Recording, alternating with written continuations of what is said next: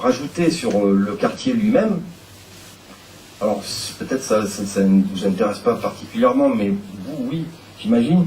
On a un problème au chemin des Broquetiers, puisque ça fait partie du grand quartier, hein, la Monac, les Milanis, les Crozes Sud, les Broquetiers, Craponne. Il va falloir l'élargir, ce chemin, parce que c'est un chemin de transit, en fait, c'est un chemin de détournement, en y mettant des ralentisseurs, évidemment, et en interdisant aux véhicules de 3,5 tonnes, plus de 3,5 tonnes, parce que ça me paraît difficile d'avoir une route à grande circulation à cet endroit-là, et avoir un chemin de contournement. C'est un chemin de contournement, et qu'il est nécessaire de redimensionner, on a réfléchi là-dessus. Et je ne sais pas si vous le prenez, le chemin des Broquetiers, ça vous arrive? Non, bon. C'est après... Entre Baobab et Jardy-Larue. Voilà. Bon. Sur Craponne, alors sur Craponne, c'est autre chose. Sur Craponne, il y a un autre problème, c'est que on a une espèce de mitage, de mix entre les commerces et les habitations, et quelquefois, on a des activités commerciales ou des activités de service qui sont très éloignées les unes des autres. En fait, elles s'arrêtent à peu près au niveau du fleuriste, là, hein, et puis après, on reprend.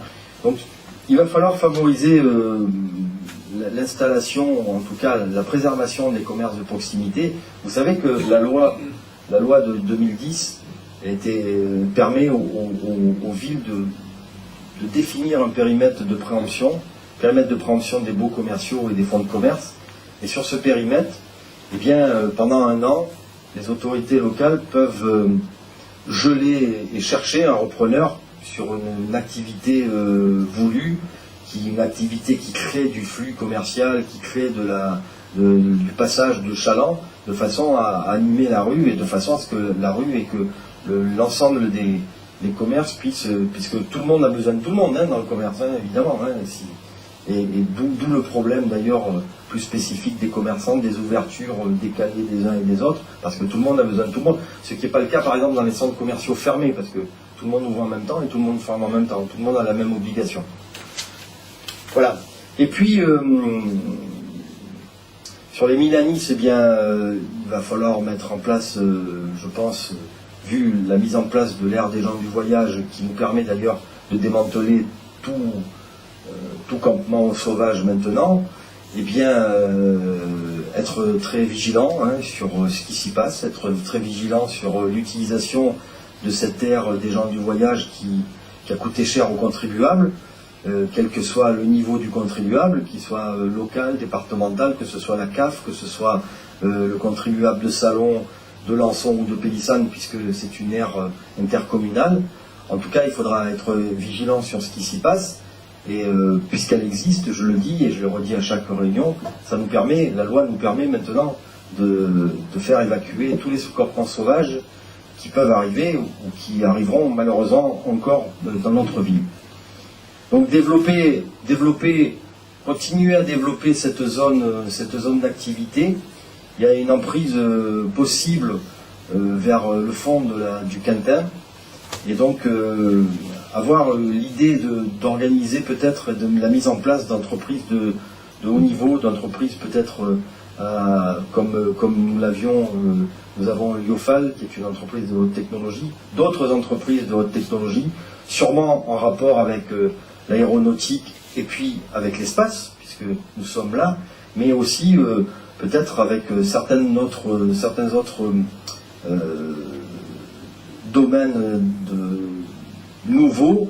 Je pense j'en ai déjà parlé à l'occasion du développement économique, à la mise en place de la filière de la 3D, d'imprimante 3D, qui permet de produire et de fabriquer des objets, tout type d'objets à la demande.